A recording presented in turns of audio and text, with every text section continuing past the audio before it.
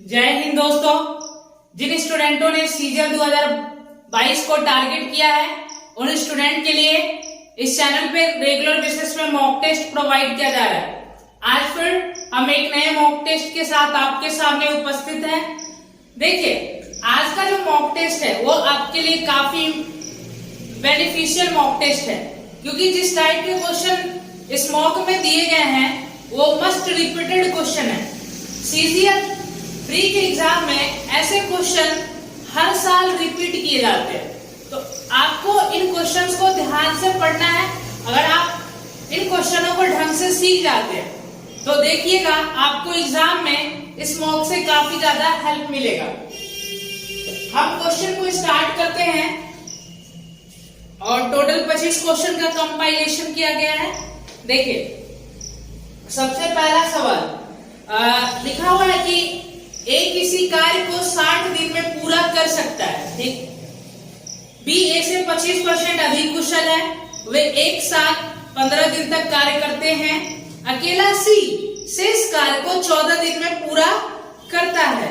एक साथ बी और सी मूल कार्य के 5/8 भाग को कितने दिन में पूरा करेंगे।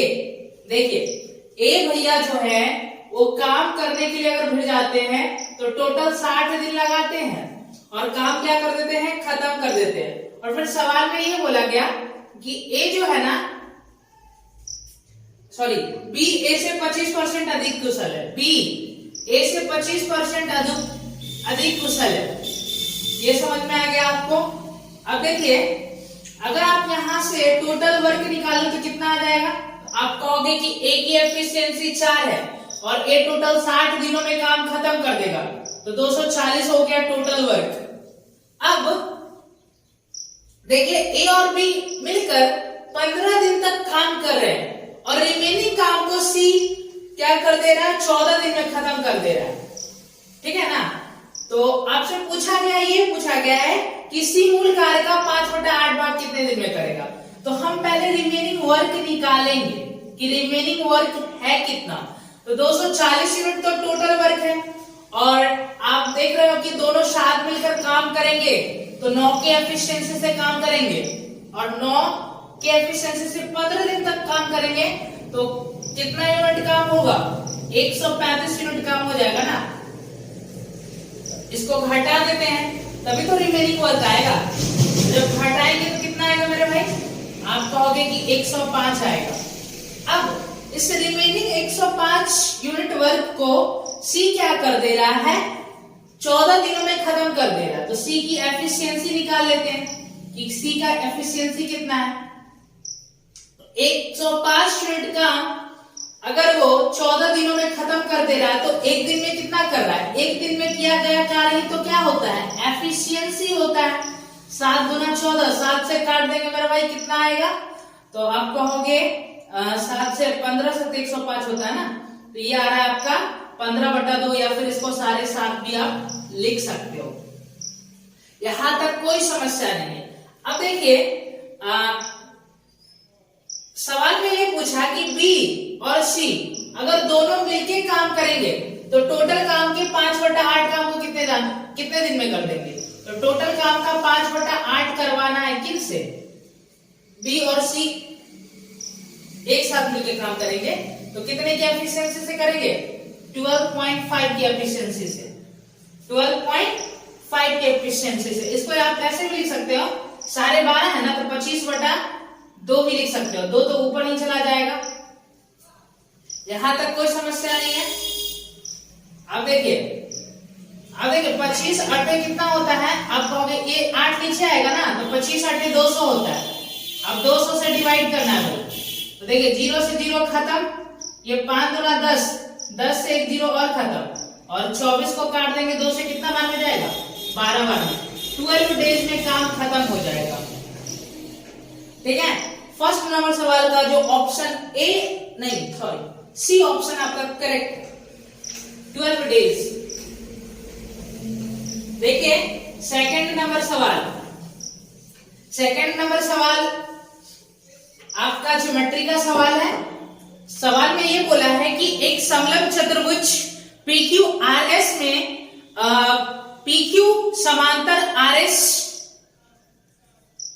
के विकर्ण PR और जो QS है बिंदु O पर प्रतिच्छेदित करते हैं।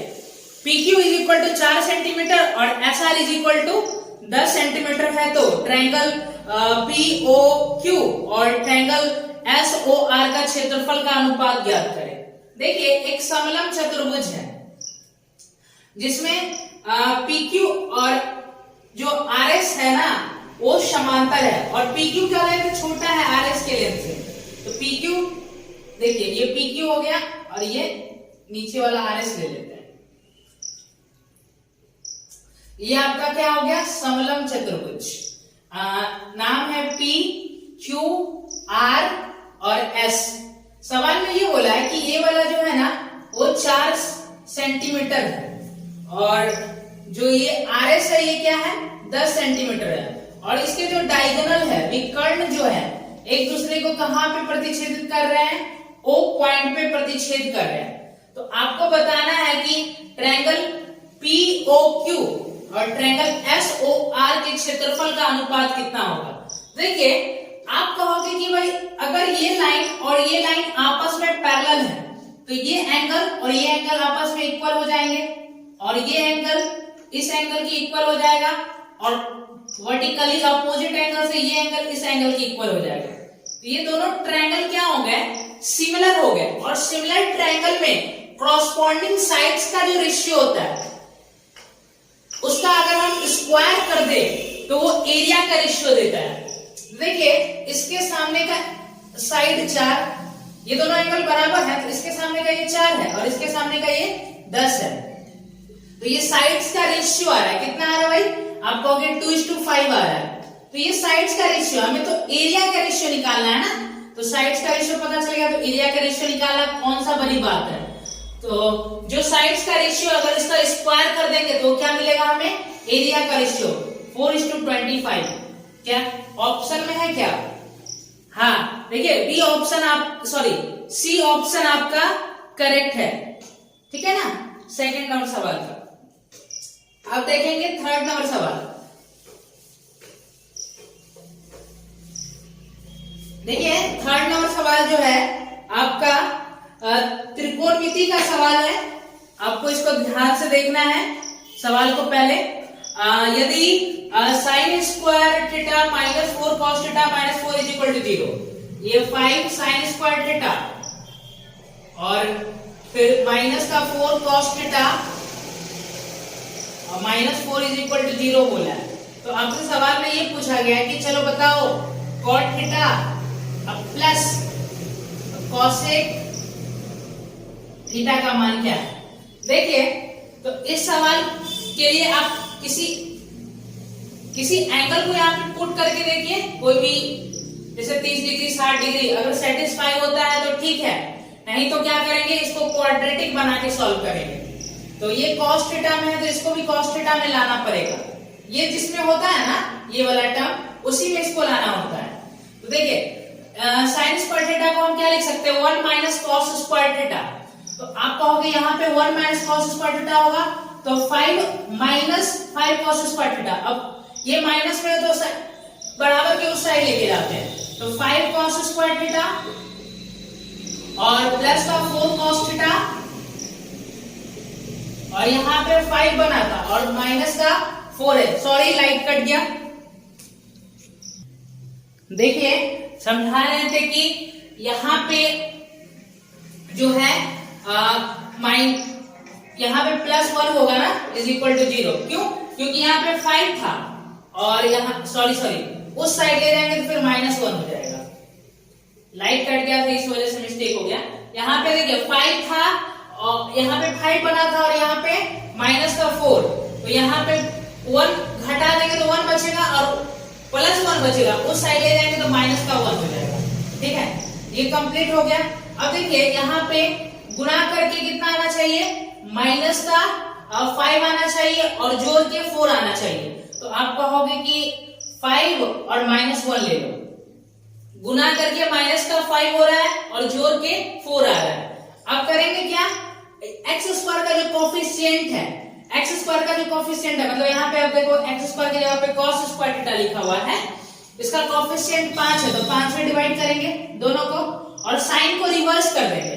अब ये प्लस में है तो माइनस में होगा, ये माइनस में है तो प्लस में हो जाएगा। तो अब देखिए यहाँ पे cos थीटा का मान 0 और 90 डिग्री के बीच में है, तो ये वाला तो हो नहीं सकता क्योंकि 0 से 90 के बीच में हर एक त्रिकोणमितीय अनुपात जो होता है उनके जो डिग्री वैल्यू होते हैं वो पॉजिटिव होते हैं, तो यही सेटिस्फाई कर रहा है। तो देखिए cos थीटा का मान 1/5 आएगा। cos थीटा होता क्या है, आप कहोगे कि आधार बटा कर्ण होता है, तो ये b हो गया और ये आपका h हो गया। अगर हम p कैलकुलेट करें तो p का मान कितना आएगा, तो आप कहोगे कि p का मान होगा 25 और -1 रूट के अंदर में 24 का मतलब 4 × 24 2√6। अब इसका मान निकालना ना भाई। अब देखिए आपको पता है कि cot थीटा क्या होता है, आप कहोगे कि cot थीटा होता है आधार बटा लंब। तो आधार कितना है भाई, आधार कहोगे आप 1, लंब कितना है, लंब हो गया आपका 2√6 प्लस। अब देखिए ये होता है कर्ण बटा होता है आपका लंब होता है ना, तो कर्ण कितना है भाई, कर्ण कहोगे आप 5 है और लंब कितना है, लंब आपने निकाला 2√6, तो इसको कैलकुलेट करेंगे तो 6 बटा 2√6, तो काट देंगे √6 से 6 को, तो कितनी बार में जाएगा √6/2। यही इस सवाल का क्या होगा, करेक्ट उत्तर हो जाएगा। तो देखिए थर्ड नंबर सवाल का जो ऑप्शन ए है वो आपका करेक्ट है। फोर्थ नंबर सवाल देखिए, देखेंगे फोर्थ में क्या लिखा हुआ है, दिख रहा होगा आपको ये सवाल बोर्ड पे। ये देखिए आपका कॉलम चार्ट दिया गया ना, और सवाल एक बार पढ़ लिया जाए तब तो मजा आएगा सॉल्व करने में। दिया गया बार ग्राफ 5 वर्षों के दौरान संस्थान ए और बी में व्यावसायिक पाठ्यक्रम के लिए नामांकित छात्रों की संख्या, मतलब कि व्यावसायिक पाठ्यक्रम में ए और बी दो संस्थान है और अलग अलग वर्षों में कितना कितना नामांकन हुआ है उसकी संख्या दिखाया गया है। ठीक है, 2014, 16 और 18 के दौरान ए में, तो 14, 16 और 18 के दौरान ए में, तो ये हो गया आपको 160 अब प्लस 300 460 प्लस 260 4 2 600 720 आ रहा है, 720 की औसत संख्या। तो 3 से डिवाइड करेंगे इसको, तो बोला है कि 14, 16 और 18 के दौरान संस्थान ए में नामांकित छात्रों की औसत संख्या और 17 के दौरान बी में नामांकित छात्रों की संख्या से कितना % कम है। तो 17 में बी में टोटल कितना नामांकन हुआ है, आप कहोगे 325, और इसी से कंपेयर करके बताना कि ये कितना % कम है। तो 325 और 3 से डिवाइड कर देंगे तो 240 हो जाएगा। अब देखिए कितना % कम है बताना है ना, तो 5 से पहले डिवाइड कर लीजिए। 5 से कितनी बार में जाएगा, 5 6 का 30 और 5 5 25, 5 से 5 6 का 20, 5 8 40। और कट रहा है क्या, अब तो नहीं कट रहा ना मेरे भाई। अब देखेंगे कितना % कम है, सब कुछ प्रॉपरली वर्क हुआ है यहाँ पे। अब देखें कितना कम है, देखिए तो ध्यान से, तो आप कहोगे कि ये जो कम है ना, ये हो जाएगा आपका 17 कम है, 17/65 गुना 100% यहाँ पे ऑप्शन। तो एक काम करते हैं, एक ऐसे भी कर सकते हैं, 17 को ऐसे लिख लो 13 अब प्लस 4 अब बटा कितना हो गया, ये हो जाएगा आपका 65, ठीक है ना, गुना 100%।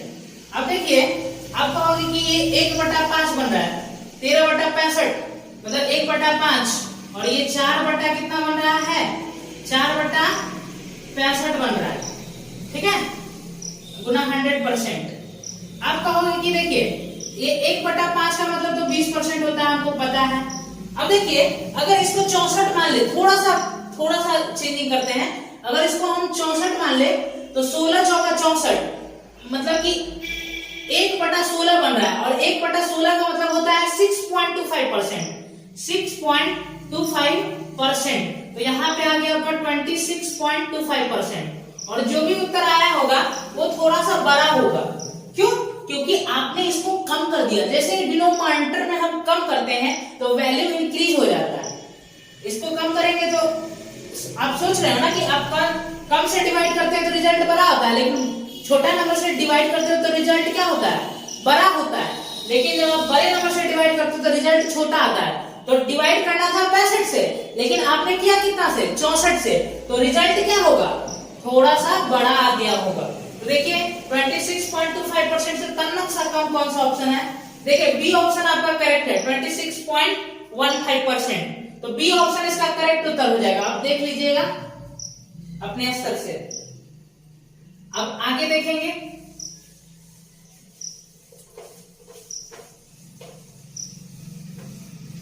आगे देखिए 5 नंबर सवाल।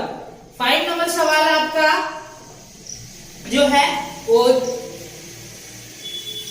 अलजेब्रा का सवाल है।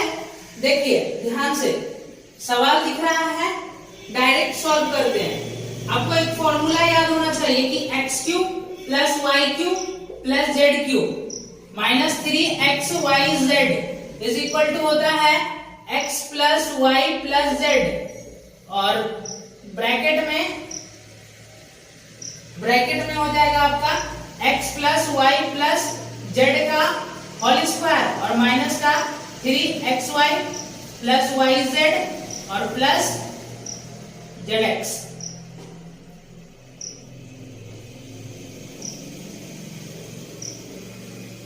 यही होता है, कोई समस्या नहीं है। अब देखिए आपको सवाल में ये दिया गया है x plus Y plus Z 1 दिया गया है, X Y plus Y Z plus Z X और X into Y into Z दोनों आपस में इक्वल है और वो -4 के बराबर है। तो आपसे ये पूछा गया है। तो देखिए इसका मान पूछा गया, इसको कुछ मान लेते हैं, इसको हमने k मान लिया। तो k इज इक्वल टू क्या होगा? सॉरी k माइनस, अब देखिए इसका मान तो -4 दिया है। अब यहाँ पे -4 रखेंगे तो माइनस माइनस प्लस 12 हो गया इज इक्वल टू इसका मान 1 दिया गया है। सीधा आपका फॉर्मूला पे सवाल है, ये फॉर्मूला आपको याद है, आप झट से कर दोगे सवाल को। 1 का स्क्वायर 1 ही होगा माइनस यहाँ पे 3 और इसकी वैल्यू -4 दिया गया, तो ये हो जाएगा माइनस माइनस प्लस और इंटू 4। ठीक है, अब ये हो गया आपका 12 प्लस 1 13, 13 इंटू 1 13। तो k का मान जो आ रहा है वो 1 आ रहा है। देख लीजिए क्या ऑप्शन में है। देखिए 5 नंबर सवाल का जो ऑप्शन डी है वो आपका करेक्ट हो जाएगा। 6 नंबर सवाल में बोला है कि a की आई b की आई से 20% कम है और c की आई a और b की आई के योग का 70% है। ठीक है, और d की आई c की आई से 25% अधिक है। यदि b और d के आई के बीच का अंतर जो है वो 23,000 है तो a की आई ज्ञात करें। ठीक है, देखिए a हो गया, b हो गया, c हो गया और d हो गया। a की आई क्या है? b से 20% कम है, तो इसका 5 है तो इसका 4 होगा। ठीक है, और इसके बारे में बोला है कि इन दोनों के योग का क्या है? दोनों के योग का ये 70% है। तो 70% निकालना, तभी 70% का मतलब 7/10 होता है। तो एक काम कर लेते हैं, इस दोनों में 0 0 चिपका लो। ठीक है, आसानी होगा 70% निकालने में। अब सवाल में ये बोला गया है कि जो आगे ये बोला गया था कि जो डी की आई है ना, सी की आई से 25% अधिक है। तो एक काम करिए मेरे भाई, एक काम करिए, इसको कर लेते हैं कि 4 से मल्टीप्लाई भी कर लेते हैं, क्योंकि 25% अधिक है मतलब कि 1/4 अधिक करना है, तो 4 का भी ये मल्टीपल होना चाहिए। तो 4 से मल्टीप्लाई करेंगे तो ये 160 हो जाएगा और ये 200 हो जाएगा। ठीक है, अब सवाल करिए, दोनों का योग करिए तो पहले आप कितना आ रहा है? 360। अब इसका निकालेंगे 70%, 70/100, 2 0 से 2 0 खत्म और 36 सते कितना होता है? 36 सते हो जाएगा आपका 192 ना, 14 12 के 2 एक हासिल, 7 21 1 22। देखिए 36 7 कितना होता है, तो 7 6 42 के 2 हो गया, 4 हासिल 21 और 4 36 7 252 होता है, सॉरी 36 7 कितना हो जाएगा 252। अब इससे 25% ये कम है, तो इसका 25% कितना होगा, तो आप कहोगे इसका 25% निकालोगे तो सॉरी ये 25% अधिक है इससे, तो इसका 25% कितना आएगा, तो 4 से भाग करेंगे, 4 6 24 4 3 12, तो 63 अधिक है, तो 63 जोड़ देंगे, तो 3 + 2 5 और 6 5 11 के 1 हासिल 3। अब ये आ गया आपका 315। सवाल में बोला ही है कि जो बी और डी है ना, इसके जो हिस्से में अंतर है वो 23,000 रुपया है। तो हिस्से में देखिए तो अंतर कितना का आ रहा है, आप कहोगे 115, और इस 115 की वैल्यू बोला है सवाल में कि 23,000 है। ठीक है, तो 23 से काट दीजिए भाई, ये 23 पर से 115 कटेगा ना, तो यहां से आपका आ गया 1000। ठीक है, तो 5 यूनिट की वैल्यू 1000 आ गया।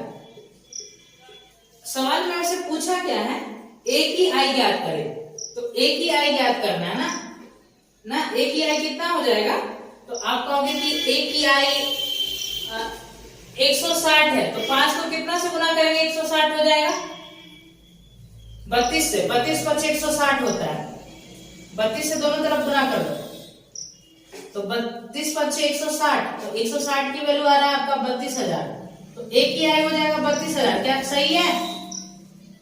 ऑप्शन में देखो, ऑप्शन में है क्या ये ऑप्शन 32,000? देखिए 6 नंबर सवाल का जो ऑप्शन बी है वो आपका करेक्ट हो जाएगा। ठीक है, अगले सवाल पे प्रोसीड करते हैं।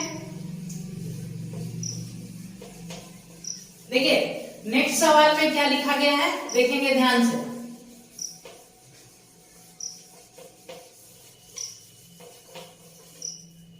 देखिए नेक्स्ट सवाल जो है आपका सिंप्लीफिकेशन का सवाल है। यहां पर सवाल में ये बोला गया है, सवाल तो दिख ही रहा होगा, सॉल्व कर देते हैं डायरेक्ट इसको। 6/12 हो जाएगा ना, 1/2 आ रहा है यहाँ पे, और उसके बाद है आपका यहाँ पे हो गया 4 माइनस का 4/6 और गुना में आ जाएगा आपका 3 माइनस ये हो गया आपका, ये हो जाएगा देखिए 2 गुना 15/6 और गुना 6, तो 6 से 6 कट जाएगा, तो 15 दूना 30 आ रहा है यहाँ पे। ठीक है, और यह देखिए यहाँ पे 3 से काटेंगे 3 दूना 6, 2 से काटेंगे 2 दूना 4, समझ में आया, 1/2 और माइनस का हो जाएगा आपका 32। अब देखिए इसको सॉल्व करके कितना आएगा, माइनस का 31 सही 1/2। ठीक है, कौन सा ऑप्शन करेक्ट है, 7 नंबर सवाल का डी ऑप्शन आपका करेक्ट है। बी सी डी ई डीलरों द्वारा बेची गई कारों की संख्या यहाँ पे आपको टेबल चार्ट में दिखाया गया। बोल रहा है कि फरवरी, अप्रैल और मई में डीलर सी द्वारा बेची गई कारों की औसत संख्या जनवरी में डीलर ई द्वारा बेची गई कारों की संख्या से x% अधिक है, तो x का मान ज्ञात करें। तो फरवरी, अप्रैल और मई में सी द्वारा देखो तो टोटल कितने कार बेचे गए हैं, तो ये हो गया आपका 635 और 540 है, और यहाँ पे आपको दिया गया है 625, तो 625 और 635 जोड़ के कितना हो रहा है, तो 1260 में आपको जोड़ना है 540, 1260 में 540 जोड़ देंगे तो 1800। अभी 1800 का औसत संख्या लेना है, और अब देखो कि जनवरी में ई द्वारा कितने कार बेचे गए, तो आप कहोगे कि 548 बेचे गए। अब इसका औसत निकालेंगे तो कितना आएगा, 1800 को 3 से भाग कर देंगे तो ये 600 आ जाएगा, 600 आ गया। तो इन दोनों के बीच का जो डिफरेंस है ये कितने का है, तो आप कहोगे इन दोनों के बीच का जो डिफरेंस है वो आपका है 52 का। ये देखिए 52 कहाँ पे है, यहाँ पे रेंज दिया गया उसके बीच में बताना है। तो देखिए 50 और 55 के बीच में है कौन सा ऑप्शन करेक्ट होगा? 8 नंबर सवाल का डी ऑप्शन करेक्ट है। 9 नंबर देखेंगे। 9 नंबर सवाल देखिए, अब त्रिकोणमिति का सवाल है और यहाँ पे सवाल में बोला ये गया है कि tan theta is equal to √5 है। तो आपको बताना है कि cos cosec square theta plus sec square theta बटा में आपका cosec square theta minus sec square theta का मान कितना होगा, यही बताना है। देखिए एक काम कर लेते हैं, इसको कोसेक स्क्वायर थीटा से ऊपर नीचे डिवाइड कर देते हैं। तो यहाँ पे 1 प्लस, देखिए जब कोसेक स्क्वायर थीटा से डिवाइड करोगे तो कोसेक स्क्वायर थीटा को जब ऊपर ले जाएंगे तो वो साइन स्क्वायर थीटा हो जाएगा और सेक स्क्वायर थीटा को नीचे लाएंगे तो ये कॉस स्क्वायर थीटा हो जाएगा। साइन स्क्वायर थीटा बटा cos square theta tan square theta होता है ना। और यहाँ पे देखिए, यहाँ पे भी 1 हो गया और आप यहाँ पे भी समझ रहे हैं कि टेन स्क्वायर थीटा ही होगा।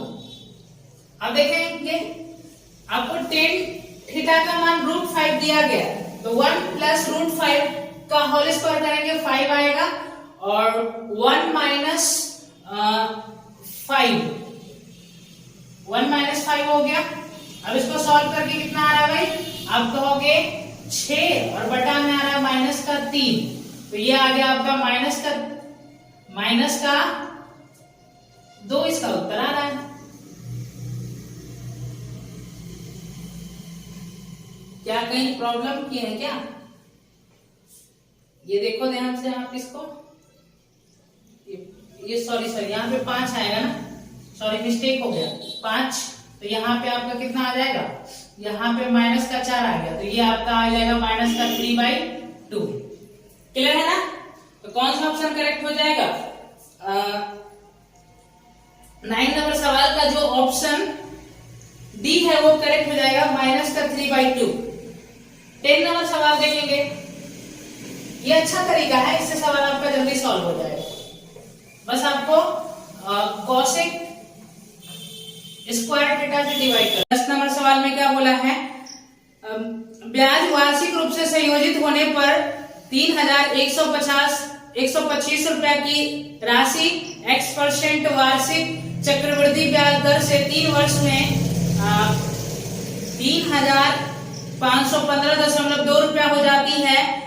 उसी राशि पर उसी अवधि में x + 2% वार्षिक दर से साधारण ब्याज ज्ञात करें। देखिए यहाँ पे आपने कंपाउंड इंटरेस्ट पे आपने पैसा लगाया था और धन आपने कितना लगाया था? 3,125 रुपया, और ये धन जो है ना 3 वर्षों में जो है x% की रेट से कितना बन गया है? तो आप कहोगे कि 3,515.2 रुपया बन गया। ठीक है, तो पॉइंट हटाएंगे तो एक 0 लगेगा। अब 3 साल है तो इसको कंप्लीटिंग द क्यूब फॉर्म में लेके आना होगा। आप कहोगे 2 से कट जाएगा, 15 बार में 30, 6 मरते में 12 और ये 25 बार में 50।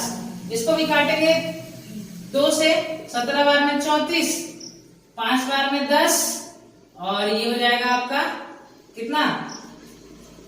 1 बच रहा है ना, तो यहां से 6 मरते में हो जाएगा, अब 7 मरते में 14 और फिर 6 मरते में 12। देखिए यहां से आपको पता चल रहा है कि जो धन है ना वो 15,625 और ऊपर में कितना आया? 17,576। देखिए अब जैसे ही इसको सिंप्लीफाई किए, अब ये कंप्लीटिंग द क्यूब फॉर्म में आ चुका है। कैसे? आप कहोगे कि ये देखो, ये ध्यान से देखोगे तो ये 25 का क्यूब है। 25 का क्यूब 15,625 होता है और 26 का क्यूब होता है 17,576। तो ये आपका हो गया 25 का क्यूब और ये 26 का ना। देखिए 3 साल है तो यहाँ पे पावर 3 आ गया और यहां से ये पता चल गया आपको 1 साल का स्केलिंग फैक्टर। इसी स्केलिंग फैक्टर से धन बढ़ता है, मतलब धन 25 से 26 होता है। तो आप कहोगे कि 4% रेट है। अब 4% रेट हो गया भाई, समझ में आया? अब x + 2%, तो ये x का मान है ना। अब x + 2% की रेट से उसी राशि पर उसी अवधि के लिए साधारण ब्याज बताओ। तो आप कहोगे 3,125 रुपए की धनराशि है और आप कह रहे हो कि 2% रेट को इंक्रीज करना है ना, 2%, तो ये 6% रेट हो जाएगा। तो 6% की रेट से 3 साल का क्षेत्रीय 18% ब्याज मिलेगा, 18%। इसको लिख सकते हो अपना बटा 50, 25 दूना 50 हो गया। अब देखिए 25 से कम 25, अब यहां से कितना बचेगा, अब कहोगे कि यहां से 6 बचेगा, तो 625 कितनी बार में कटता है, 25 से 25 बार में। अब देखिए 9 से मल्टीप्लाई करेंगे तो 900 हो गया, अब 25 में हमारा 225, 900 प्लस 200 1125, अब बटा में 2 है, अब 2 से डिवाइड कर देंगे तो कितना आ जाएगा, 5 मरते में 10, 6 मरते में 12 और 5 का आधा 2.5। तो इतना ब्याज मिलेगा अगर आप साधारण ब्याज पे पैसा को लगाओगे। तो कौन सा ऑप्शन करेक्ट है, डी ऑप्शन आपका करेक्ट है 10 नंबर सवाल का। 11 नंबर सवाल देखेंगे। देखिए 11 नंबर सवाल में क्या बोला गया, 11 नंबर सवाल आपका सर्कल का सवाल है। बोला है 17 सेंटीमीटर त्रिज्या वाले एक वृत्त C1 की जीवा AB एक सकेंद्रीय वृत्त C2 को स्पर्श करता है, ठीक है, C2 को स्पर्श करता है। देखिए एक सर्कल है, इस सर्कल का सेंटर O है, ये C1 सर्कल है। अब इसके कंसेंट्रिक सर्कल है, एक सकेंद्रीय वृत्त है, उसका नाम है C2। अब क्या है कि C1 की जीवा जो है AB वो C2 को स्पर्श करता है, ऐसे करके ध्यान से समझिए। ये AOB हो गया, तो ये कंसेंट्रिक सर्कल है ना भाई, तो ये बड़े वाला वृत्त की जो जीवा है AB वो छोटे वाले वृत्त को क्या करता है, स्पर्श करता है। मान लो इस पॉइंट पे स्पर्श कर रहा है। अब सवाल में बोला गया है ये कि जो C1 है उस सर्कल का जो रेडियस है वो 17 है, मतलब कि ये वाला वैल्यू 17 दिया गया है, और जो C2 सर्कल है उसका रेडियस आपको 8 दिया गया है। तो क्या आपको पता नहीं चल रहा, 8, 15, 17 ट्रिपलेट होता है, 8, 15, 17 क्या होता है, ट्रिपलेट। तो ये 8 है, ये 17 है, तो ये 15 हो जाएगा, ठीक है। और आपसे AB की लंबाई पूछा गया है, तो आपको पता है कि जैसे ही हम कॉर्ड पे उसके सेंटर से क्या गिराते हैं, परपेंडिकुलर गिराते हैं, तो ये कॉर्ड को 2 इक्वल पार्ट में डिवाइड करता है। तो ये 15, तो ये भी 15, तो AB कितना आ जाएगा, 30 सेंटीमीटर। बहुत आसान सवाल था ये आप मेंटली भी कर सकते थे सवाल। 11 नंबर सवाल का डी ऑप्शन आप सी ऑप्शन आपका करेक्ट है। देखेंगे 12 नंबर सवाल। 12 नंबर सवाल में देखिए क्या बोला गया। 12 नंबर सवाल जो है आपका त्रिकोणमिति का सवाल है, और इस सवाल में ये बोला गया है कि ट्रायंगल PQR में एंगल Q जो है वो 90 डिग्री है। देखिए एक ट्रायंगल है इस तरीके का, नाम है इसका PQR, और इसमें एंगल Q कितने डिग्री का है, 90 डिग्री का। समझ में आ गया आपको। और फिर आगे सवाल में बोला है कि tan r is equal to 1/3। तो ये tan r जो है वो कितना है, 1/3। तो ये लंब हो गया और ये आधार हो गया। लंब का मान 1 दिया, आधार का मान आपका कितना दिया है भाई, 3 दिया है, आधार का मान 3। तो कर्ण कितना आ जाएगा, तो आप कहोगे रूट के अंदर में 10 आ जाएगा ना, ठीक है। अब देखिए सवाल में आपसे ये पूछा गया है कि बताओ जरा कि अब देखिए सवाल में यहाँ पे ये सेक P और cos R और प्लस साइन P, अब बटा में क्या है भाई, बटा में आपको दिया गया है cosec R और साइन R और माइनस cosec P, यही पूछा गया है ना। अब कैसे सॉल्व करोगे इसको, बताओ क्या तरीका है आपका सॉल्व करने का, कैसे सॉल्व होगा ये, इसको सॉल्व करना है। अब देखिए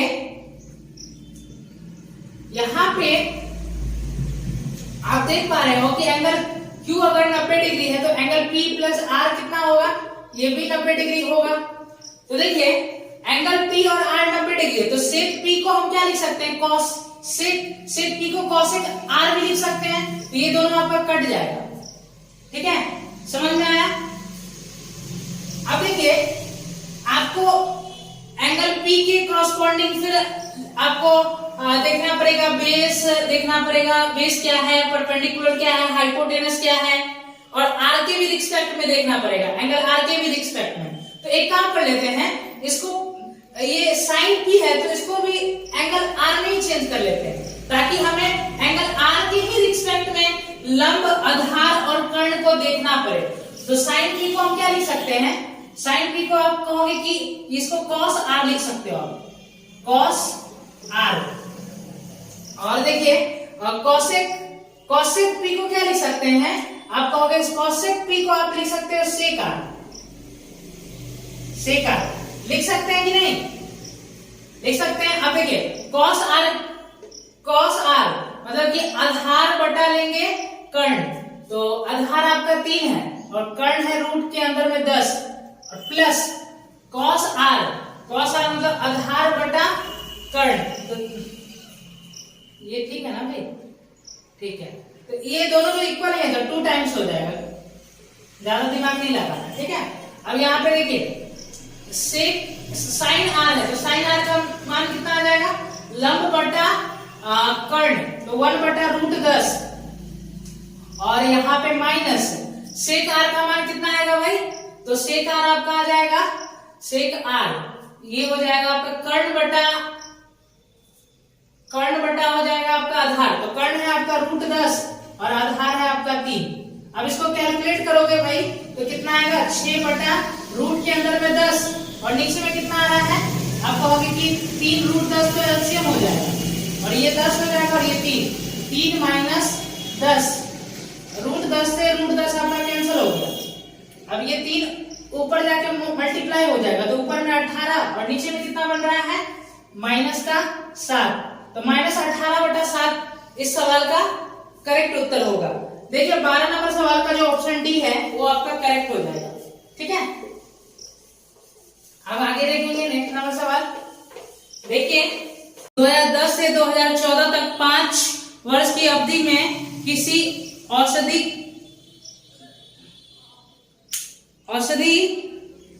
कंपनी द्वारा ABC 3 विभिन्न स्वादों वाली दवाओं की मात्रा बार ग्राफ में दर्शाया गया है। ठीक है, ये अलग अलग 5 वर्ष है और इन 5 वर्षों में ABC 3 स्वादों के जो दवाओं की संख्या है उसकी को दिखाया गया है। बोला है कि 12 में स्वाद A का उत्पादन, तो 12 में स्वाद A का उत्पादन कितना है, आप कहोगे कि 12 में स्वाद A का उत्पादन 50 है, और सभी वर्षों में स्वाद B के औसत उत्पादन से कितना % कम है, तो सभी वर्षों में B के औसत उत्पादन आप निकालो पहले, तो 70 प्लस 40 110 प्लस 50 160 265 आ रहा, 265 का औसत लेंगे ना, 5 से डिवाइड करेंगे।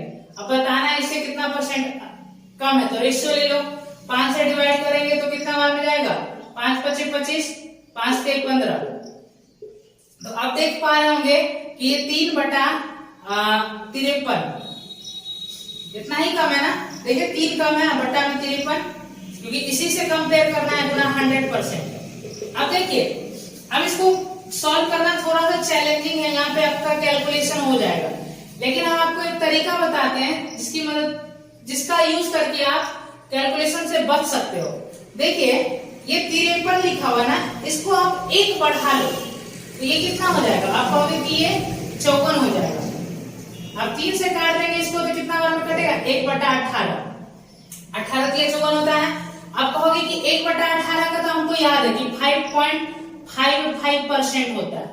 हम कहेंगे कि देखो तुम्हारा ये उत्तर तब सही होता जब ये 54 होता, लेकिन आपने क्या किया है, आपने इसको 1 बढ़ा लिया, तो जैसे ही डिनोमिनेटर में हम डिनोमिनेटर को बढ़ा देते तो हमारा उत्तर कम आ जाता है।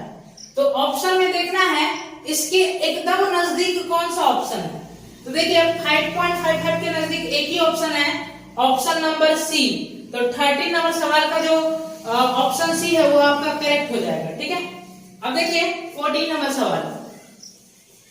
14 नंबर सवाल भी आपका डीआई का ही है और इसमें आपको टेबल चार्ट दिया गया है। सवाल में क्या पूछा देखिए, दी गई तालिका का अध्ययन करें और प्रश्न का उत्तर दे। 2018 के पहले 6 महीना के दौरान ए बी सी डी और ई डीलरों द्वारा बेची गई कारों की संख्या, ठीक है। अप्रैल में डीलर बी और ई द्वारा बेची गई कारों की कुल संख्या का 80%। तो अप्रैल में देखो तो बी और ई द्वारा बेची गई कारों की कुल संख्या कितना है, तो अप्रैल में देखिए बी और ई द्वारा, तो ये हो गया 180 और प्लस 180 नहीं है 580 और प्लस 740 है, जो कि कितना आ रहा है, ये हो जाएगा आपका 1320 आना है, ये ऐड करके तो ये 1320 आ गया। और आगे फिर क्या बोला है आपसे कि इसका 80% लेना है, मतलब कि 8/10 लेंगे। और फिर आगे बोला है आपसे कि फरवरी में डीलर सी और डी द्वारा बेची गई कारों की संख्या से कितना प्रतिशत कम है।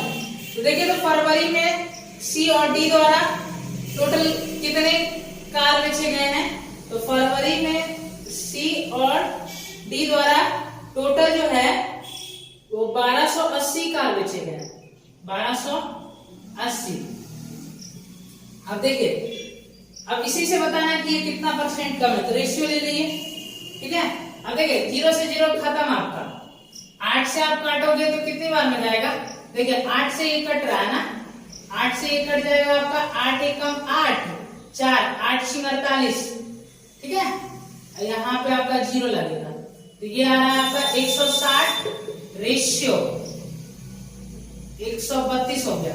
अब कितना से कट जाएगा ये, आप कहोगे ये 4 से कट जाएगा, 4 से काटेंगे, 4 से 16 0, 4 से काटिए, 4 3 12 4 3 12, तो कितना परसेंट कम है, तो आप कहोगे पहले देखो कम कितना है, तो आप कहोगे 7 कम है बटा 40। अब देखिए 1/40 होता है 2.5%, सबको पता है, बच्चा जानता है कि 1/40 कितना होता है 2.5%।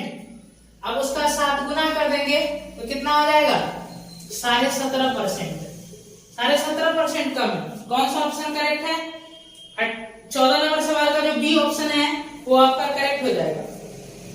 देखिए 15 नंबर सवाल, 15 नंबर सवाल डिविजिबिलिटी पे आधारित सवाल है,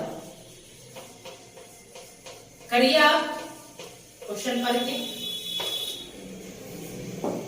लिखा है कि यदि 5 अंकों वाली संख्या 6 8 8 XY 3 7 और 11 से विभाज्य है तो 5x + 3y का मान ज्ञात करें। देखिए एक संख्या है, ये संख्या है 6 8 8 XY, ये आपका 3 से भी डिवाइड है, ये 7 से भी डिविजिबल है और ये 11 से भी डिविजिबल है। आप कहोगे ये तीनों तो प्राइमरी नंबर है, अगर ये संख्या इन तीनों से डिविजिबल है तो इनके गुणनफल से भी डिविजिबल होगा। इनका गुणनफल कितना आ रहा है 231, तो ये 231 से विभाजित हो जाएगा। तो अब 231 से विभाजित करते हैं, तो देखिए XY का मान तो आपको पता नहीं, तो आप यहाँ पे 9 रख लो, X का मान भी 9 रख लो और Y का मान भी 9 ले लो। कोई समस्या है क्या, नहीं, इसको भी 9 ले लेते हैं, इसको भी 9 ले लेते हैं, इससे तो बड़ा नहीं होगा ना, इसके अंडर में ही होगा। अब डिवाइड करके देखते हैं, जो रिमाइंडर बचेगा आगे की काम कर लेंगे, उसके बाद डिवाइड करिए आप, कितनी बार में जाएगा 2 बार में जाएगा ना, क्योंकि 23 का तो 69 हो जाएगा, तो ये आ गया 46 2, बचा रहा है कितना, यहाँ पे 6 बच रहा है, यहाँ पे कितना बच रहा है भाई, और यहाँ पे 2 बच रहा है और यहाँ पे आपका 2 बच रहा है। फिर 9 उतारेंगे, 23 9 तो 9 हो गया, यहाँ पे 207 हो गई, 0 हो गया और ये 16 में से 7 जाएगा 9, ये 1 हो गया, ये कट गया। फिर 9 उतारेंगे, अब कितने बार में लगाएंगे 23 8 लग जाएगा ना, ये 8 हो गया और ये 23 8 184। अब यहाँ पे कितना बच रहा है 1 और यहाँ पे 10 में से 4 जाएगा 6। अब देखिए ये संख्या आपने जो माना ये करेक्ट नहीं है, लेकिन हम ये कहें कि एक्स वाई का ज्यादा से ज्यादा मान 99 होगा, उसके अंडर में ही रहेगा। अब देखिए, अब जब भाग किए तो यहाँ पे 61 शेष बच रहा है, इसका मतलब यहाँ पे आपने जो माना है वो 61 ज्यादा मान लेगा। अब 61 कम कर देंगे तो यहाँ पे आपका 8 हो जाएगा और यहाँ पे आपका 3 हो जाएगा। तो ये x का मान है और ये y का मान है। अब सवाल में पूछा क्या गया है, सवाल में पूछा गया कि 5x प्लस 3y का मान बताओ। तो देखिए x का मान 3 आया, तो 5 3 15 प्लस 8 3 24, दोनों जोड़ के कितना आ रहा है आप कहोगे 39, और 39 ही सवाल का करेक्ट उत्तर है। 15 नंबर सवाल का बी ऑप्शन आपका करेक्ट हो जाएगा। ठीक है, अब देखिए आगे सवाल पर, वस्तु को 40% के लाभ में बेच रहे हो, तो कितना बेच रहे हो 140% में बेच रहे हो, और ऑप्शन में ये चीज दिया होगा तो 7 का मल्टीपल कौन सा है, ऑप्शन ए 7 का मल्टीपल नहीं है, बी वाला देखो तो 7 का मल्टीपल है, हाँ बी ऑप्शन 7 का मल्टीपल है, और उसके बाद सी भी 7 का मल्टीपल नहीं है, और देखिए डी भी 7 का मल्टीपल है। अब देखिए किसी वस्तु को अगर हम 140 रुपया में बेच रहे हैं और 40% का लाभ हो रहा है, इसका मतलब उस वस्तु का जो कॉस्ट प्राइस है वो 100 है, और 100 के सामान को 100% के ही प्रॉफिट में बेचेंगे तो 200 में बेचेंगे, जबकि यहाँ पे लिखा हुआ है 131.25 रुपया में बेचा जाता है। ठीक है ना, वस्तु समझ में आया, तो ये वाला ऑप्शन नहीं होगा। ठीक है, तो यहां से आप कहोगे कि देखिए एक ही ऑप्शन आप पिक कर सकते हो 105 रुपया। यहां से अगर हम निकाले कॉस्ट प्राइस तो आप कहोगे 7 से काट लीजिए, 7 से कटेगा कितनी बार में 20 बार में, और ये 7 से कितनी बार में कटेगा, तो 7 से काटेंगे 15 बार में, 15 से 105 होता है। अब क्या करेंगे, कॉस्ट प्राइस निकालना है तो 100% की वैल्यू 5 से मल्टीप्लाई करेंगे, तो ये 100% की जो वैल्यू होगा वो कितना आ जाएगा 75। अब ये आ गया कॉस्ट प्राइस। ये अब सवाल में ये बोला कि ये 75 रुपया कॉस्ट प्राइस है। अब इस वस्तु को जब हम बेचते हैं कितना में 131.25 रुपया में, तो इतना ही परसेंट का प्रॉफिट होता है। देखिए 175 रुपए की सामान को आप बेचो और आप 75% ही प्रॉफिट कमाओगे, तो इसका मतलब ये हुआ कि आप 175% में बेच रहे हो। कॉस्ट प्राइस के कितने परसेंट में 175% में 100 प्लस 100% प्लस 75%। 100% का मतलब 1 होता है और 75% का मतलब 3/4 होता है। कैलकुलेट करके कितना आ रहा है 7/4 आ रहा है। ठीक है ना, अब देखिए गुना करेंगे पहले, तो 7 × 35 का 5 3 हासिल, और 7 7 49 और प्लस 3 कितना आ जाएगा 52। अब 4 से डिवाइड करेंगे तो देखिए 4 से डिवाइड करोगे 13 चौका 52 और 4 एकम 4, एक शेष बच रहा है, पॉइंट लगा के 25। सेटिस्फाई हो गया ना। तो यहां से आपको पता चल गया कि अगर ऑप्शन से किया आपने तो आपका उत्तर आ गया, बहुत जल्दी आ गया। वैसे आप बेसिक से करते तो आपको बहुत टाइम लग जाता। ठीक है ना, तो इस सवाल के लिए जो करेक्ट उत्तर होगा 16 नंबर का कौन सा हो जाएगा, बी ऑप्शन आपका करेक्ट हो जाएगा। अब देखिए नेक्स्ट नंबर सवाल देखेंगे, 17 नंबर सवाल। देखिए यहाँ पे ABCD एक चक्रीय चतुर्भुज है और उसमें AB और DC को बढ़ाने पर F पर मिलते हैं और AD और DC को बढ़ाने पर E पर मिलते हैं। ठीक है, और सवाल में दो एंगल की वैल्यू दिया गया, एंगल BAD 68 डिग्री और एंगल AEB जो है 27 डिग्री दिया गया है। तो एंगल BFC का मान पूछा है। देखिए एक साइक्लिक क्वाड्रिलेटरल बनाना है, पहले एक वृत्त बना दो, अब साइक्लिक क्वाड्रिलेटरल बनाना है। देखिए साइक्लिक क्वाड्रिलेटरल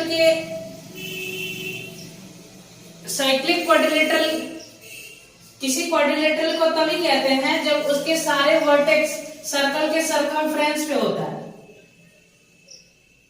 तो आप कहोगे कि ए बी सी डी। अब इसको क्वाड्रिलेटरल बना दो ऐसे करके, ठीक है। अब देखिए यहां पे बोला है कि ए बी को और इस डी सी को आगे बढ़ाने पे ये कहां पे मिलते हैं, बिंदु F पर मिलते हैं, ठीक है। और AD और DC को जैसे बोला है, AB बोला है तो आप AB को ही बढ़ाना और DC बोला है तो फिर DC को ही बढ़ाना, है तो गलत हो जाएगा आपका। फिर आपको बोला गया है कि फिर सवाल में कि AD और BC, अब जैसे बोला AD को बोला तो AD को बढ़ाएंगे और BC को बढ़ाने पे कहां पे मिलते हैं, ये जाके E पॉइंट पे मिलते हैं, ठीक। और सवाल में आपको एंगल BAD कहाँ है, ये इस एंगल की वैल्यू दिया गया है आपको 68 डिग्री और जो एंगल आपका E है ये बोला है 27 डिग्री। तो आपसे पूछा गया है कि एंगल F का मान कितना होगा। तो आप कहोगे देखो एक ट्रायंगल बन रहा है ना, ये दिख रहा है भैया ट्रायंगल। अब देखिए इस ट्रायंगल के तीनों एंगल का सम कितना होना चाहिए, 180 डिग्री होना चाहिए। ये दोनों जोड़ के कितना हो रहा है, ये दोनों जोड़ के आ रहा है आपका 95 डिग्री, तो ये आपका 85 डिग्री हो जाएगा, ठीक है। अब ये 85 डिग्री हो गया। अब देखिए साइक्लिक क्वाड्रिलेटरल में अपोजिट एंगल का सम 180 डिग्री होता है, तो ये कितना हो जाएगा, ये 95 डिग्री हो जाएगा। अब फिर से देखो ये एक ट्रायंगल है, ट्रायंगल के तीनों एंगल का सम 180 होना चाहिए।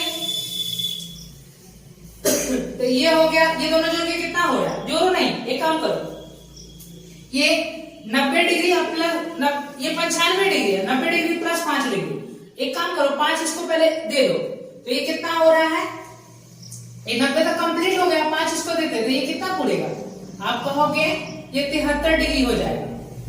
तो देखिए यहाँ पे क्या रखेगी 73, क्या रखेगी 73 में जोड़ने पर दोनों का 90 पुर जाए सम। तो आप कहोगे कि यहाँ पे आप क्या करो 17 डिग्री रख लो, तो 17 डिग्री इस एंगल का मान आ गया, ठीक है ना। जोड़ जाने कीजिए, जल्दी करिए, देखेंगे। 18 नंबर सवाल में ये बोला गया है कि एक्स स्क्वायर और माइनस का 5 रूट के अंदर में x, रूट के अंदर में 2x और प्लस 1 इज इक्वल टू 0 है। तो यहां से अगर हम निकाले, सवाल में पूछा क्या है, सवाल में ये पूछा गया है कि x क्यूब प्लस 1/x बटा में है एक्स स्क्वायर और प्लस 1, इसका मान निकालना है। तो देखो एक काम करते हैं, इसको पहले x से डिवाइड करते हैं, तो x plus 1/x is equal to कितना आ जाएगा, 5√2 आ जाएगा। और देखो आपसे पूछा क्या गया, इसको भी अगर हम x से डिवाइड कर दें ऊपर नीचे, तो आपको आगे यहाँ पे x स्क्वायर हो जाएगा और यहाँ भी x स्क्वायर हो जाएगा। यहाँ पे x से डिवाइड करेंगे तो यहाँ पे x, यहाँ पे 1/x, x प्लस 1/x का तो मान पता है आपको 5√2 है। आप ये मान निकालो, इसका मान कितना आएगा, तो कहोगे k स्क्वायर माइनस 2, 50 माइनस 2 48। अब ये आ गया आपका 24√2 और बटा में कितना होगा 5। देखिए कौन सा ऑप्शन करेक्ट है, 24√2 बटा 5। 18 नंबर सवाल का जो ऑप्शन सी है वो आपका करेक्ट होगा।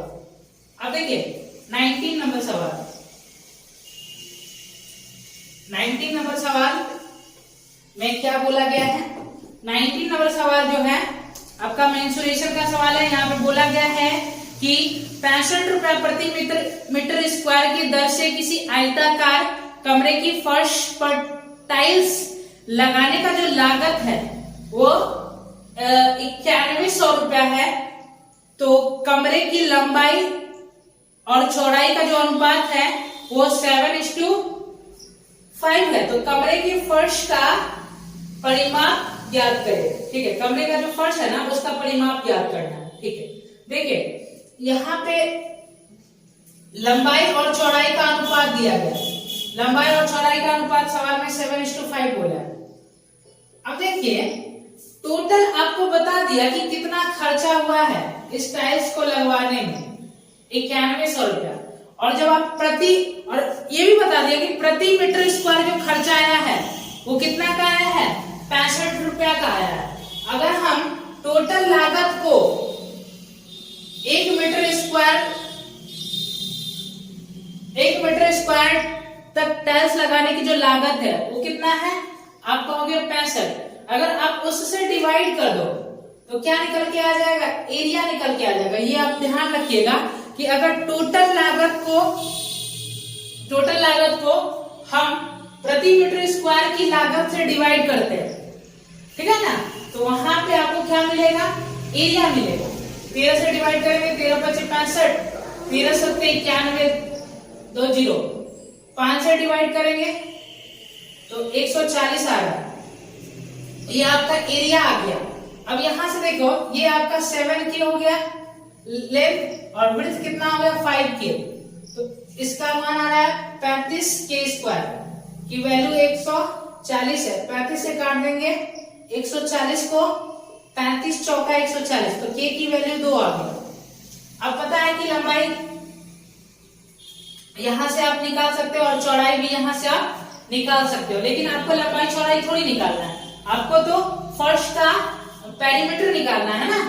तो फर्श का परिमाप कैसे निकालेंगे, तो आप कहोगे 2 × L + B, तो 2 गुना लंबाई प्लस चौड़ाई, तो 7 × 5 = 12 दूना 24K, तो 24K, तो K का मान तो आपका आया है कितना, 2 आया है, तो 24 दूना 48 मीटर हो जाएगा। तो 19 नंबर सवाल का जो ऑप्शन सी है वो करेक्ट है। 20 नंबर सवाल देखिए, सॉरी लाइट कट गया।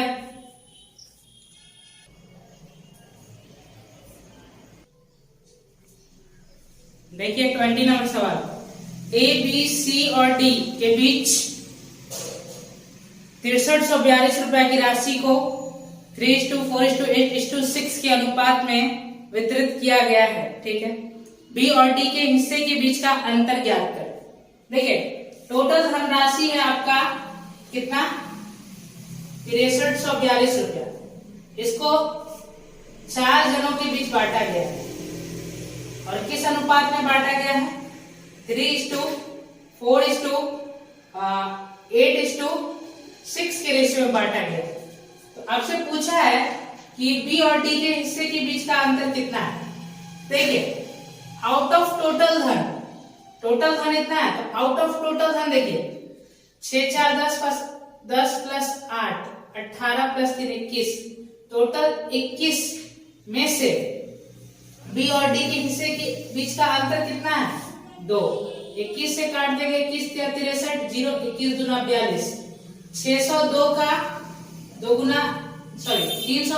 गुना कर देंगे, 604 इस सवाल का उत्तर होगा, ठीक है। तो 20 नंबर सवाल का ऑप्शन डी आपका करेक्ट है। 21 नंबर देखिए,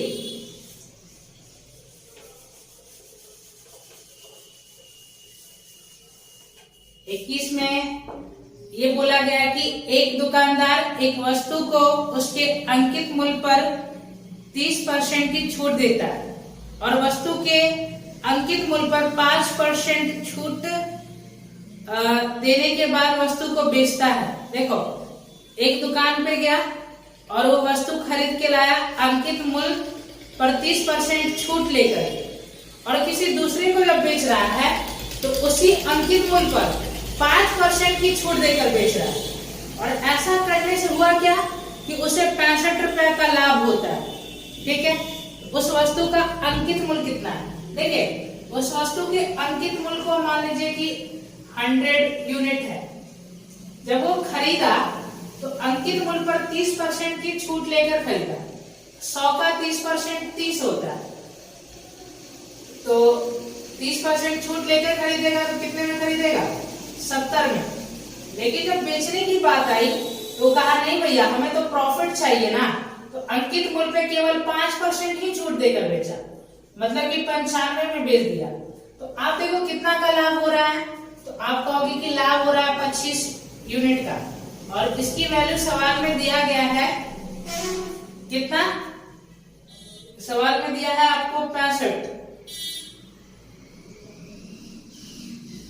अंकित मूल्य पर 30% की छूट लेकर खरीदा था ना, तो 70 में, और बेचने की बात आया तो बेचा है कितना में आपका 5% छूट देकर के, तो इतना बेचा, तो लाभ कितना का हो रहा है, लाभ हो रहा है 25 यूनिट का, ठीक है। और सवाल में इसकी वैल्यू दिया गया है 65, तो हमें तो बताना है मार्क प्राइस मतलब 100 की वैल्यू, तो 4 से मल्टीप्लाई कर देंगे दोनों तरफ, तो 100 यूनिट का मतलब कितना आएगा 65 चौका कितना होता है 65 दूना 130, 260 रुपए आ जाएगा। देखिए 21 नंबर सवाल का जो ऑप्शन डी है वो आपका करेक्ट हो जाएगा, ठीक है। 22 नंबर सवाल देखिए, 22 नंबर सवाल में देखिए और सॉल्व करने का प्रयास करें, हम आपको बता 22 नंबर सवाल को तो कैसे करेंगे। देखिए यहाँ पर लिखा हुआ है कि ट्रायंगल एबीसी है, फिर से देखिए ये ट्रायंगल हो गया, इसका नाम हो गया ए बी सी, बीसी पे एक पॉइंट है नाम है डी। अब ये डी पॉइंट इस तरीके से है कि बीडी से जो डीसी का रेशियो है वो 1:3 है, ठीक है। अगर हम इसे ट्रायंगल का एल्टीट्यूड खींचे, एल्टीट्यूड मतलब क्या, ऊंचाई, आप कहोगे कि अगर ये इक्विलैटरल ट्रायंगल है तो ये जो एल्टीट्यूड है ये एंगल बाइसेक्टर भी होगा, ये मीडियन भी होगा, होगा कि नहीं होगा। तो बी जो है ना, सॉरी ई जो पॉइंट है ना वो बीसी को 2 इक्वल पार्ट्स में डिवाइड कर रहा है।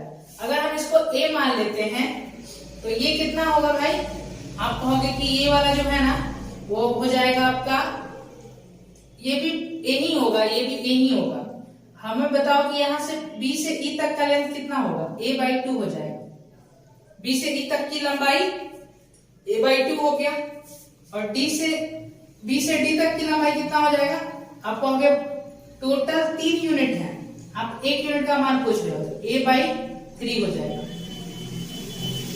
अब यहां से ये वाला वैल्यू निकल सकता है, अगर a/2 में से हम घटा देंगे a/3 को तो कितना आ जाएगा, ये 6 हो गया और ये 3a - 2a, तो ये आपका आ गया a/6, तो ये वैल्यू आ गया आपका a/6, ये ध्यान रखिएगा आप। अब देखिए ये एक राइट एंगल ट्रायंगल दिख रहा है, तो राइट एंगल ट्रायंगल में ये हटा देते हैं। राइट एंगल ट्रायंगल में इस एडी का लेंथ दिया गया है 5√7,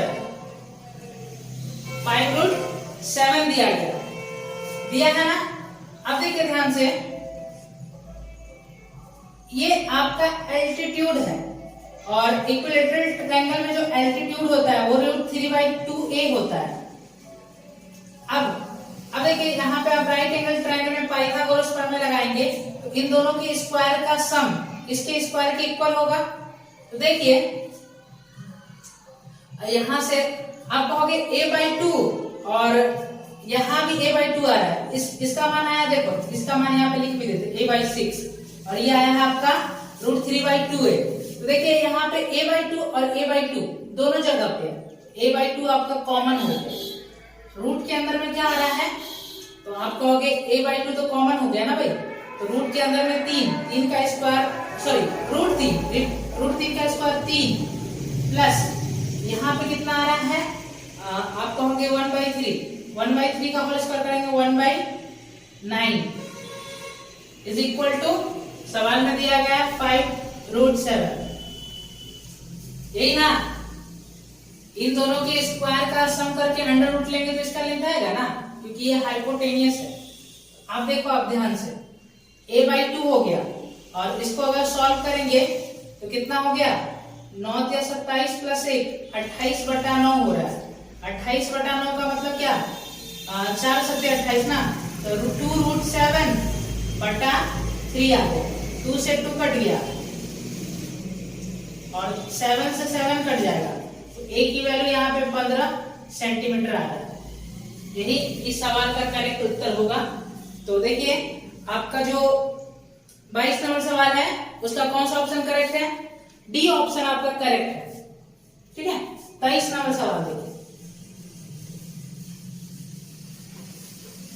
23 नंबर सवाल बहुत आसान सवाल है, ये आपका अलजेब्रा का सवाल है और ये फॉर्मूला बेस्ड सवाल है। आपको फॉर्मूला याद है तो हो जाएगा आपसे।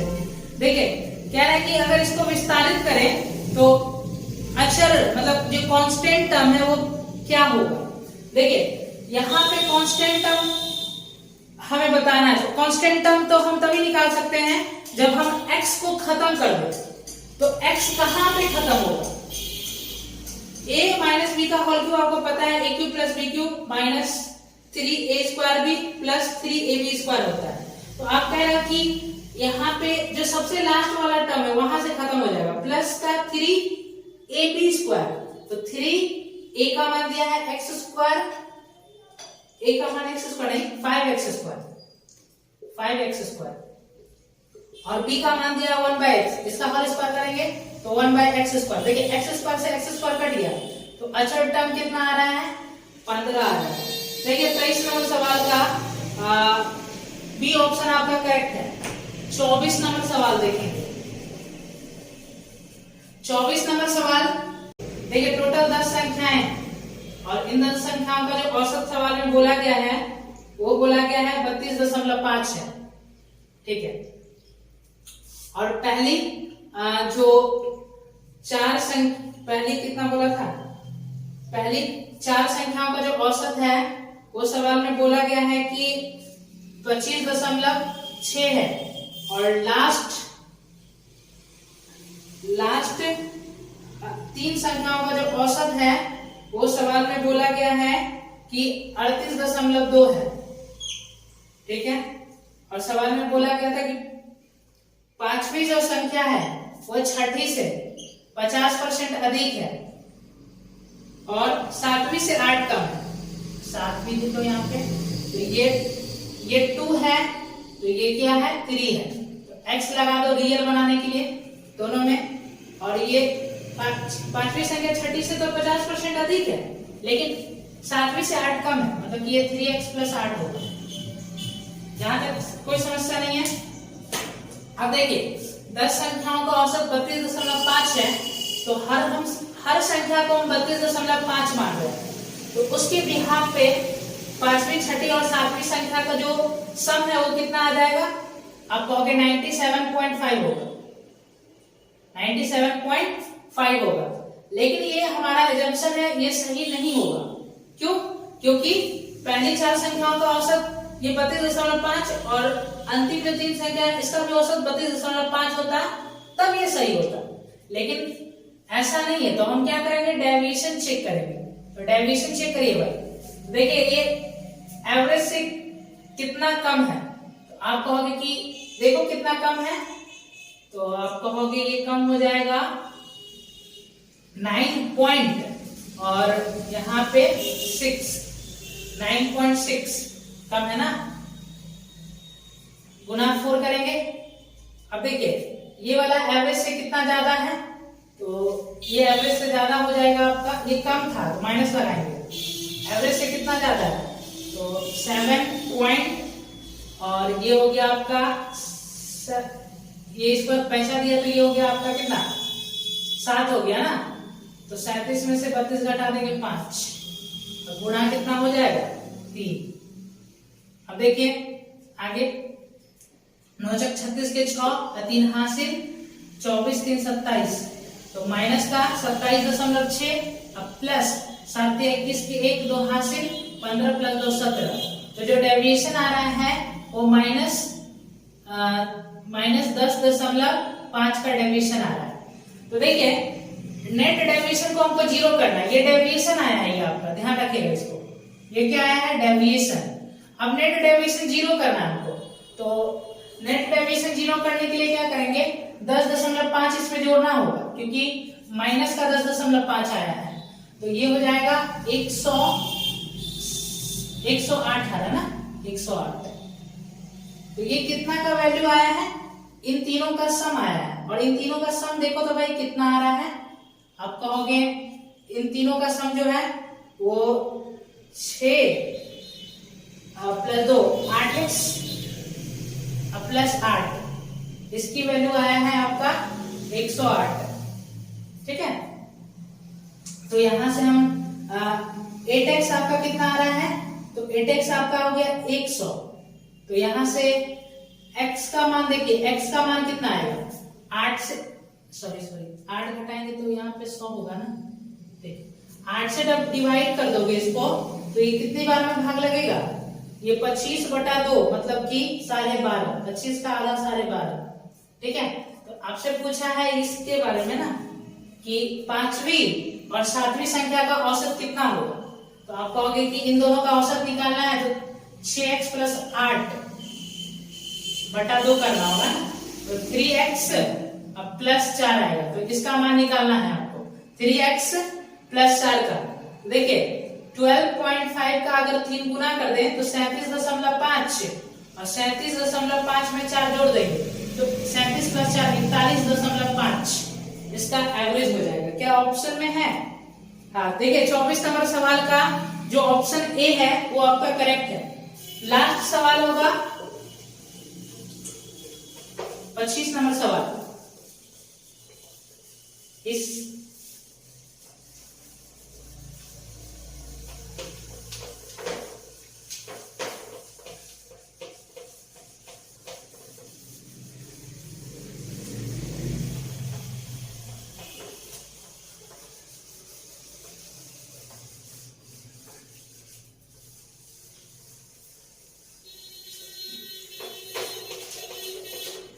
देखिए 25 नंबर सवाल में क्या बोला गया है, 25 नंबर सवाल में ये टाइम, डिस्टेंस एंड स्पीड का सवाल है। सवाल में ये बोला गया है कि एक ही समय पर सुमन स्थान x और y के लिए चलती है। ठीक है, एक ही स्थान से सुमन भी चल रही है,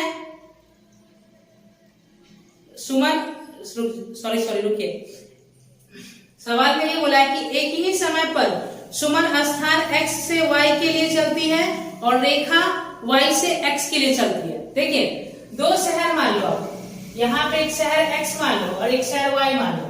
सुमन जो है वो क्या कर रही है, शहर x से शहर y की ओर चल रही है सुमन, और जो रेखा है वो शहर y से x की ओर चल रही है। समझ में आ गया? फिर आगे सवाल में ये बोला है कि रास्ते में मिलने के बाद सुमन को और रेखा को y और x पर पहुंचने में 3 घंटा 12 मिनट और 1 घंटा 48 मिनट लगते हैं। ठीक है, जब वो कहीं पे बीच में मिलेंगे ना भैया, x y दो शहर है और एक ही रूट है, जब दोनों एक दूसरे की तरफ बढ़ेंगे तो कहीं ना कहीं मिलेंगे। मिलने के बाद सुमन को y तक पहुंचने में जो समय लगा है वो 3 घंटा 12 मिनट का समय लगा है, और रेखा को x पर पहुंचने में कितना समय लगा है, x पर पहुंचने में 1 घंटा 48 मिनट लगा है। और आपको आपसे सवाल में ये बोला कि रेखा की जो चाल है वो 9 किलोमीटर प्रति घंटा है, तो सुमन की चाल बताओ। तो आपको एक कंसेप्ट याद होगा, S1/S2 = रूट के अंदर में T2/T1, ये याद है। अब देखिए सुमन का चाल नहीं बोला है सवाल में, रेखा का चाल दिया गया है। रेखा की चाल बोला था 9 किलोमीटर प्रति घंटा = T2/T1। तो देखिए रेखा को कितना समय लगा है यहां तक पहुंचने में, तो रेखा को लगा था 1 घंटा 48 मिनट। T2 क्या है, 1 घंटा 48 मिनट। 1 घंटा 48 मिनट का मतलब होता है 108 मिनट, और 3 घंटा 12 मिनट का मतलब कितना हो गया, 180 + 12 192 मिनट। तो T2/T1 लिख दिए। पहला वाला टाइम जो है ये T1 है और दूसरा वाला जो टाइम है ये T2 है, तो T2 को ऊपर लिखना है और T1 को नीचे में लिखना है। अब देखिए इसको काट लेंगे कितना से, ये कट रहा है आपका, ये कट जाएगा आपका 6 से कट रहा है ना, तो 6 × 6 और बचेगा कितना, 6 × 8 = 48। फिर इसको काटेंगे 6 से, 6 × 3 = 18, 6 × 2 = 12, 2 से और कट रहा है, 2 से ये 9 बार में कटेगा और 2 से ये 16 बार में कटेगा। ये रूट में है, ध्यान रखिएगा। तो यहां से S1/9 इज इक्वल टू कितना आ रहा है, ये आ गया 3 और नीचे में आ गया 4। अब यहाँ पे देखेंगे कि S1 का मान आ रहा है 9 × 27/4। इसको सॉल्व करोगे तो 4 से कितनी बार में भाग लगेगा, 4 × 6 = 24 और 1 शेष बचेगा ना, तो 6 से ही 1/4 आ रहा है। 6 × 24 और 3 बचेगा ना शेष, सॉरी 6 × 24 और 3 शेष बचेगा, तो 6 से ही 3/4 किलोमीटर प्रति घंटा आ जाएगा। किसका चाल आ गया, ये सुमन का चाल आ गया। और यही सवाल में पूछा गया था, 25 नंबर सवाल का ऑप्शन आपका सी करेक्ट हो जाएगा। ठीक है, देखिए ये बहुत ये मतलब कि उम्दा किस्म का मॉक टेस्ट था, जिसकी वजह से इस मॉक टेस्ट में आपको टाइम ज्यादा लगा है। ठीक है, इस टाइप के ही क्वेश्चन आपको सीजीएल 2022 के एग्जाम में दिखेगा। ठीक है, तो आपको इसको बहुत ध्यान से देखना है और रेगुलर बेसिस पे इसको देखते रहना है। और आप अगर नए व्यूअर्स हैं तो हमारे चैनल को सब्सक्राइब कर सकते हैं, ताकि आपको रेगुलर बेसिस पे इन वीडियोस का नोटिफिकेशन आपको जाता रहेगा और अपने तैयारी को आप बेहतर बना पाएंगे। धन्यवाद।